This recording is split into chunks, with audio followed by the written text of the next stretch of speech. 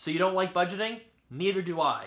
I'm going to show you 3 strategies for how you can budget without really realizing you're doing it so that you can take control of your life and pay off your student loan debt faster. I'm also going to give you one bonus tip at the end just so you can keep watching, right? So the first one is don't budget, track.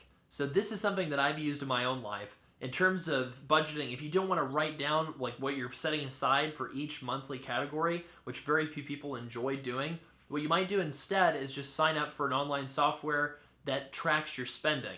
The 2 that I've used in my life, and by the way, this is not sponsored, the 2 I've used in my life are mint.com and ynab.com. It's also called You Need to Budget.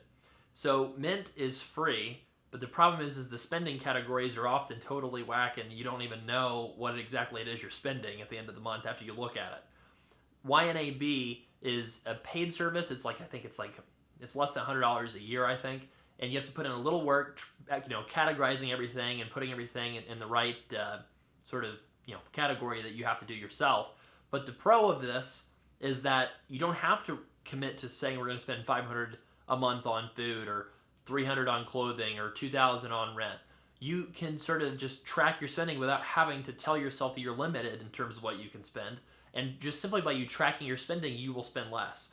So our research finds that people spend about 30% less by tracking their spending, which is really amazing considering you're not actually trying to limit yourself. So if you don't enjoy budgeting, just try the tracking approach, and that's going to give you more money for other things like paying off your student loan debt faster or investing.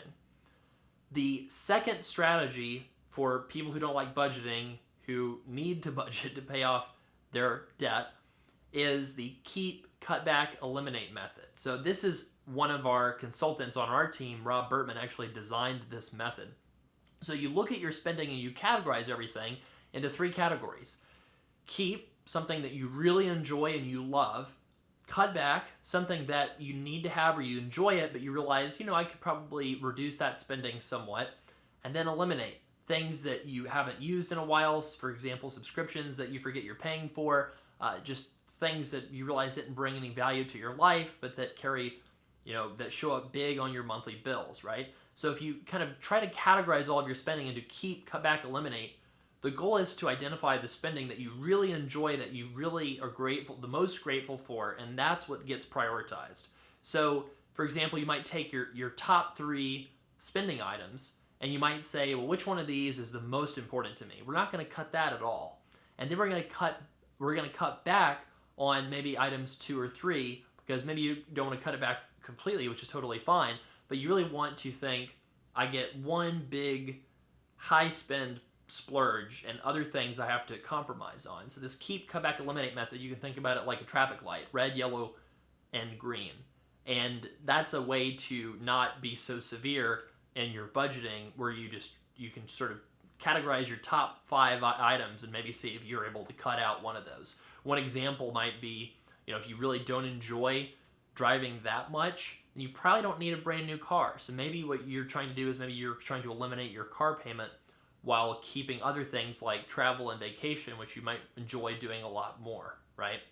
So the third budgeting strategy is the 2% rule. This is something that I got from another one of my fellow bloggers, and the 2% rule basically says every month, see if you can figure out a way to earn 2% more and cut your spending by 2%. Now, what that does is it makes you realize that budgeting is really coming at things from 2 categories. So you can really attack it from just pure defense, which is limiting yourself and saying you can only spend X amount of money, or you can realize that one of the best ways to budget is to make more money. So this might seem a little simple, but maybe you go out and you try to get a side hustle. Maybe you work an extra shift at work. Maybe it's 1 day a week extra. Maybe you can moonlight as a resident, so you pick up 1 extra shift. There's a lot of different ways you can increase your income. And then there's also a lot of ways you can cut your expenses. By talking about cutting your expenses by 2%, we're not saying, slash everything. That's not what we're talking about here. Maybe if you buy 1 outfit a week off of Amazon, maybe you buy 1 fewer one. Or maybe if you go out, and buy certain things pretty regularly, maybe you just slightly decrease the amount of time you go out and do those things. So this 2% rule is looking for marginal improvements, and it's not saying you have to go out and bust your butt and try to drastically cut your spending tomorrow, which is kind of like a crash diet. It probably doesn't work. Now, finally, I promise you a bonus tip. Here's the bonus tip for people who don't like budgeting. Just try to control your housing expense and your car expense. If you do this, you're going to have plenty of money left over to do other things, and you won't have to make that much of a sacrifice. Because in my experience doing thousands of student loan plans, primarily people get thrown off by high housing costs and high car expenses. It's very rare that one of these two culprits is not the reason why someone's having trouble getting out of debt as fast as they really want to. So this is a great way to free up a lot of money to go at debt that you can get out of debt way faster, maybe even years faster than you could have otherwise, but without actually having to write down and keep a good old-fashioned ornery budget, right? So thanks for watching, and if you have a budgeting strategy that you can use, that you've used to pay down your debt, please let us know in the comments. And in the next video, I am showing you other strategies of why it's so important to have a student loan plan. I'm Travis from Student Loan Planner. Thanks for watching.